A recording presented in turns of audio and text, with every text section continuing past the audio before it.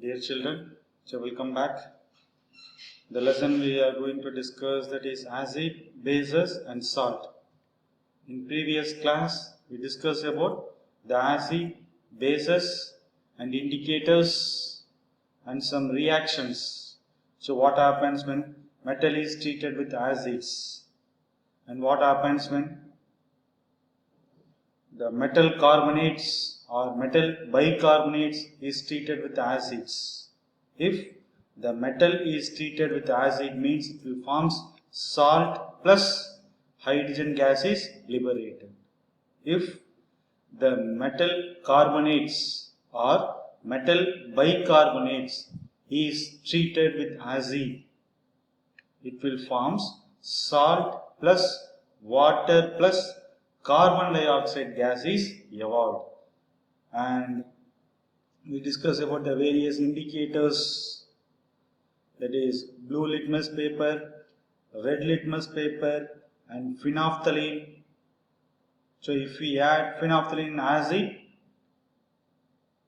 it will not form the color, it's colorless solution. If we add phenolphthalein bases, it turns to pink color. If colorless means we can tell it as acid. If it is turns to pink color, means we can tell it as its basic solution. And if we dip blue litmus paper in acid, means it will turns to red color. If we dip red litmus paper to base, means it will turns to blue color. So these are all the topics we discussed in the previous classes. Now we are going to discuss detailedly about the acidic property. So the question is, what is responsible for the acidic property?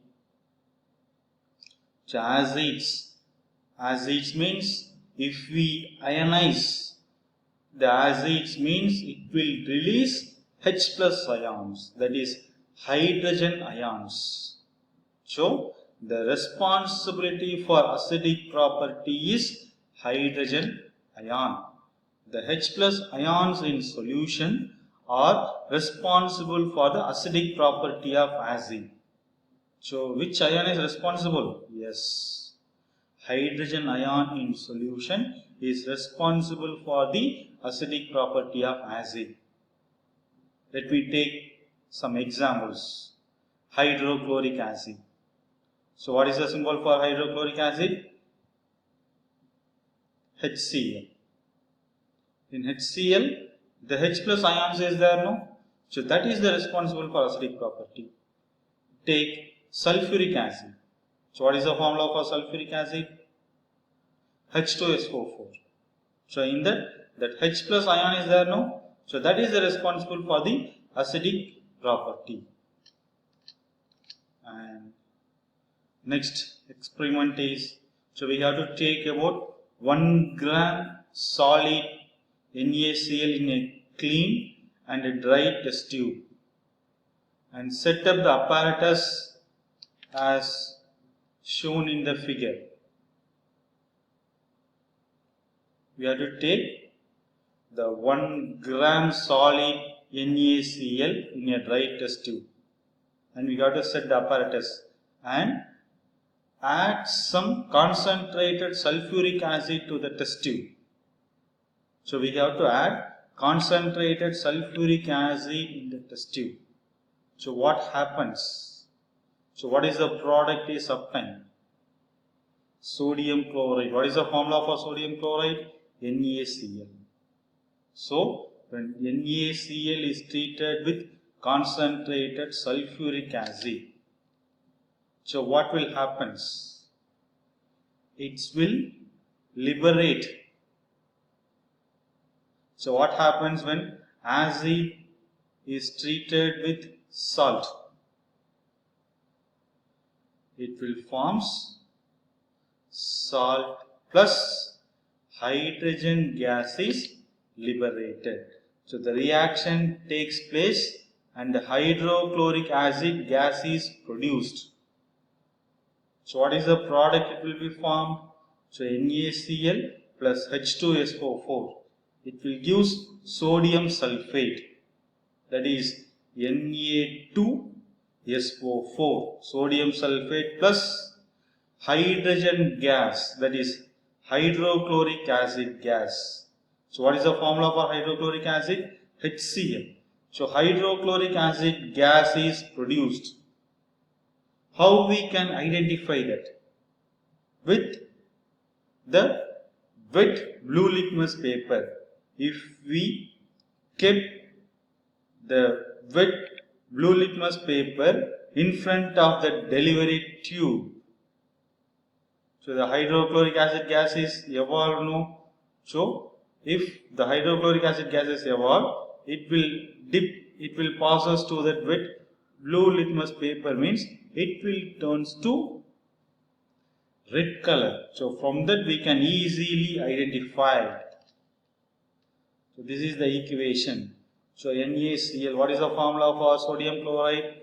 NaCl.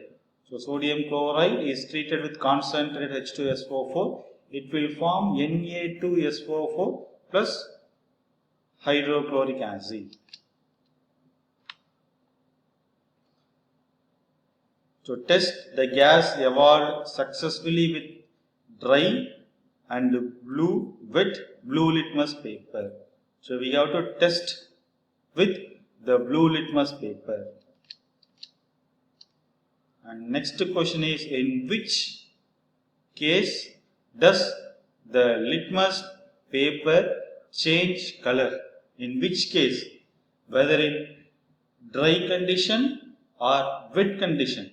We have to take wet litmus paper. The gas has no effect on dry litmus paper.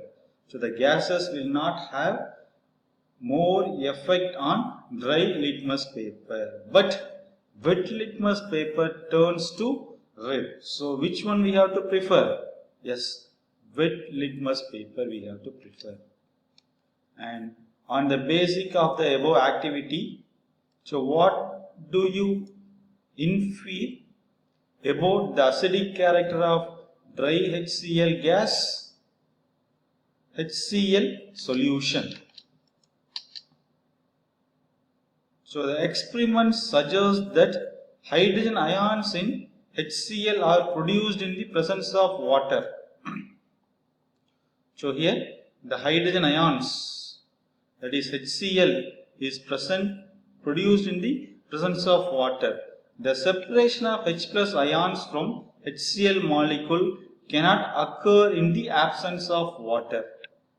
So we can conclude it with the hydrochloric acid is produced in presence of water.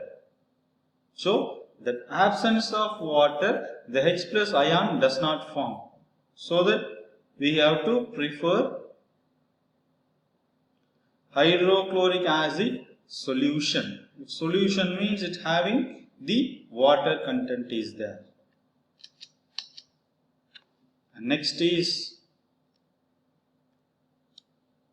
why does dry HCl gas not change the color of the dry litmus paper? What is the reason? Because the color of the litmus paper is changed by the hydrogen ions. So the color of the litmus paper, it will be changed by hydrogen ions. Dry HCl does not contain H plus ions. So we will see in the previous session, no? In the previous slide, what does it explains? Presence of water only, the H plus ions is there. If dry HCl means there is no H plus ions is there. If no H plus ion is there means we can't able to identify with the litmus paper. So that we needed the dry HCl does not contain H plus ion. So we need only HCl solution. So it is only in the aqueous solution. So the HCl, it will be only in the aqueous solution. Aqueous means what? The substance which is treated with the presence of water. So hydrochloric acid is treated with water, that is known as aqueous solution. It is only in the aqueous solution that an acid dissociates to give ions. If the HCl is treated with water, it will dissociate and it will form H plus ions and Cl minus ions. Since in the case neither HCl is in the aqueous form nor the litmus paper is wet, so we have to apply two conditions. If the HCl is in the aqueous form and litmus paper is in wet condition, if the two condition is applied, means only we can get the color change. Otherwise, we can't able to get the color change. Therefore, the color of the litmus paper does not change. If we take dry HCl gas and if we take the dry litmus paper, we can't able to identify the color change. The color change does not take place because in dry HCl there is no absence of water. There is no water. If water is not available, means it will not ionize. It will not ionize to H plus ions. If H plus ion is there only, the acidic change, the color it will be changed. So, the dry HCl does not change the color of the dry litmus paper because the dry HCl it will not ionize. It will not ionize to form H plus ions.